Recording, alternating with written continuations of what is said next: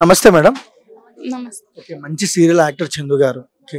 ఏం చెప్తారు? మీ సొంత బ్రదర్ అని విన్నాం మేము. ఏం చెప్తారు విషాదం గురించి? అంటే మేము అనుకోలేదు అట్లా చేస్తాడని. మాకు అన్ఎక్స్‌పెక్టెడ్‌గా ఇట్లా జరిగింది. మాకు నిన్న నైట్ వరకు తెలియదు. నిన్న నైట్ సడన్‌గా కాల్ చేస్తే మార్నింగ్ వరకు వచ్చేది. ఇదంతా పవిత్ర జయరాం వల్ల జరిగిందంటున్నారు. అంత మాత్రం వరకే తెలుసు. ఓకే.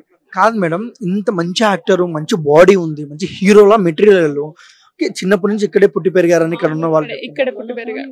మేమందరం ఇందులోనే ఈ బిల్డింగ్ లోనే అందరం 20 మంది ఇక్కడ పుట్టి పెరిగాం. అందరం కలిసి ఉన్నాం. చిన్నప్పటి నుంచి ఒక్కగానే ఉన్నారు వాళ్ళు.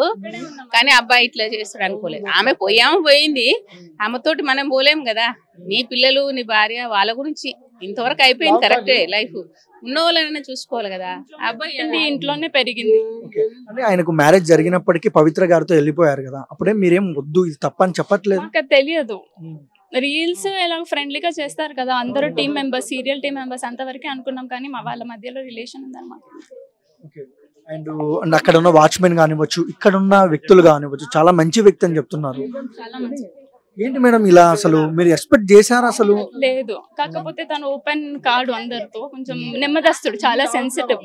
అందువల్ల మాకు తెలిసి ఉండదు. దాదాపు ఒక 6 years నుంచి ఇక్కడ లేరు అంటున్నారు. ఏంటి మేడం అది? ఉంటారు, వస్తూ వెళ్తూ ఉంటారు. అంటే షూటింగ్ లో బిజీ కదా అని మేము అనుకుంటాం. చాలా తక్కువ ఫ్రీక్వెన్సీ అనేది, తక్కువ వస్తూ వెళ్తూ ఉంటారు. చందు గారికి పర్సనల్ గా ఏమైనా గొడవలు ఉన్నాయా ఇక్కడ కానివ్వచ్చు? ఇక్కడ ఏమీ లేవు. ఇక్కడ ఏం గొడవలు. మణికొండలో ఉండడానికి కారణం ఏంటి మేడం?